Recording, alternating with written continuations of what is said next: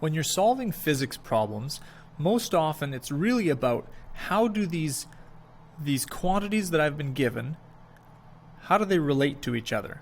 And that's why we have equations. So the equations tell you how the different quantities, how the different variables relate to each other. And so we're going to put together a few different equations today that might be helpful when you are solving certain types of problems. Because sometimes you're given a certain set of information and it fits better into one equation, and then other times you'll be given a different set of information and it fits into a different equation. And so we're just going to continue building that library of equations that you have in order to help you solve a variety of problems. So equation number 1. This equation is just another way of calculating average velocity. So you've already seen average velocity is displacement divided by time, but we can also just do average using how you'd find the mean of something, the average of something. That is, you take all the numbers, add them up, and divide by the number that there are. Okay, and so you can figure out the average velocity of something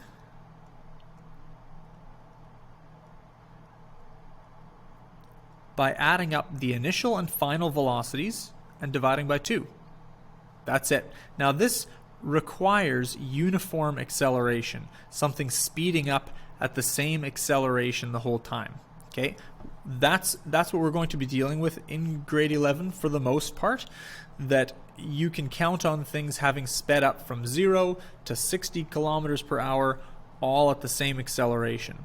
Okay, but every once in a while there's a change in direction that goes on in the problem, and then you're going to need to be a little bit careful with this. Okay, so average acceleration is v1 plus v2 divided by 2.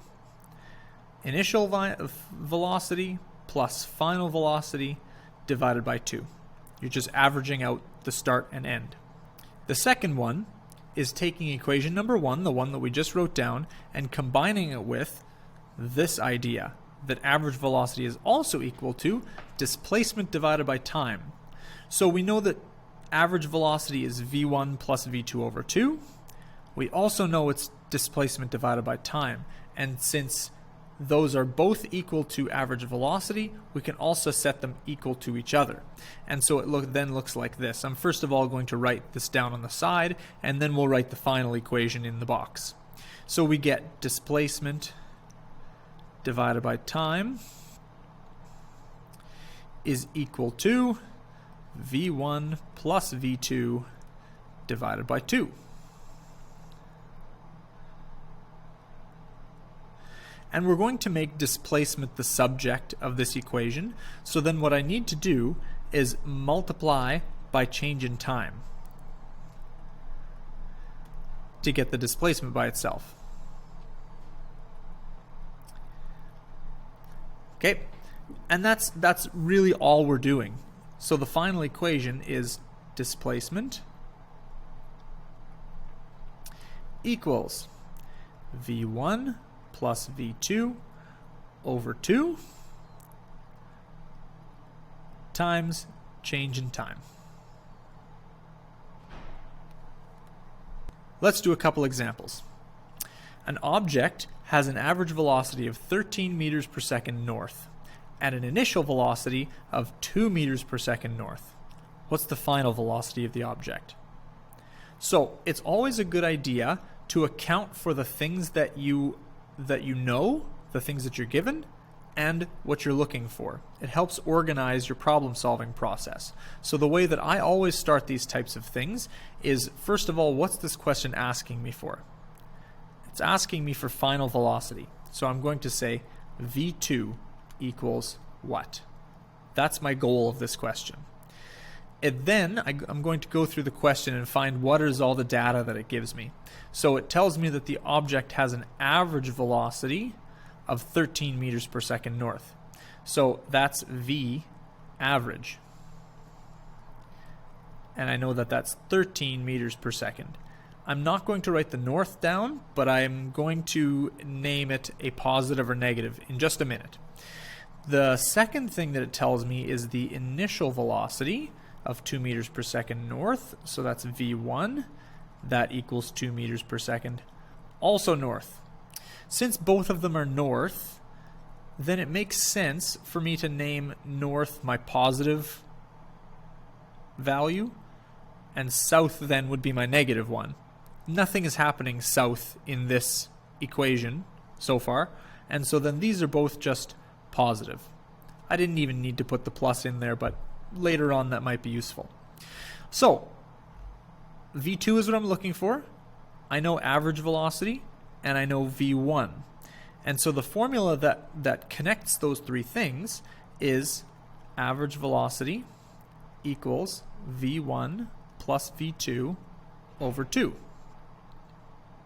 This equation doesn't require any other information to solve that problem. It's got 3 pieces to it. I know 2 of those pieces, so I can solve for the third one. So I'm going to first of all rearrange this equation, then plug in the numbers, then solve. But you are welcome to plug in the numbers first, then simplify and rearrange if you would like.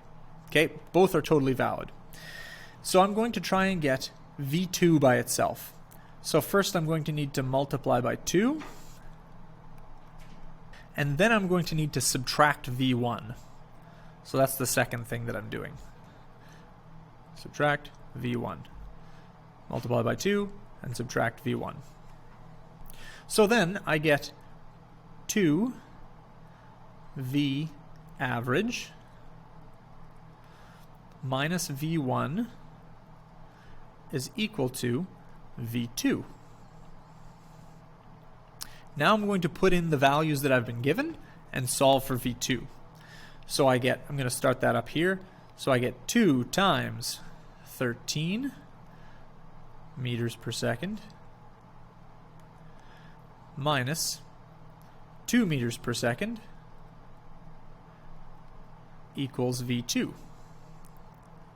And so V2 is equal to 26 minus 2, which is 24 meters per second. And since my answer is positive, that matches with north. And so my final answer is going to be 24 meters per second north. Example 2. A ball has an initial velocity of 3 meters per second east. It travels 4 meters east while accelerating to 11 meters per second, also east. How long does this take? So let's take account of what we're asked and what we're looking for. How long does it take? That's time. So we're asked for what's the change in time. Then I go through the question and I'm told the initial velocity, so that's V1, is 3 meters per second. I'm going to keep in mind that that's east. It travels 4 meters. 4 meters is a displacement. So that's change in d. And that equals 4 meters. While accelerating to 11 meters per second east as well. So it accelerated to 11 meters per second. It didn't accelerate at 11 meters per second squared. It just accelerated to 11 meters per second. Okay, that's important to see that differentiation. So 11 meters per second is another velocity. That's V2.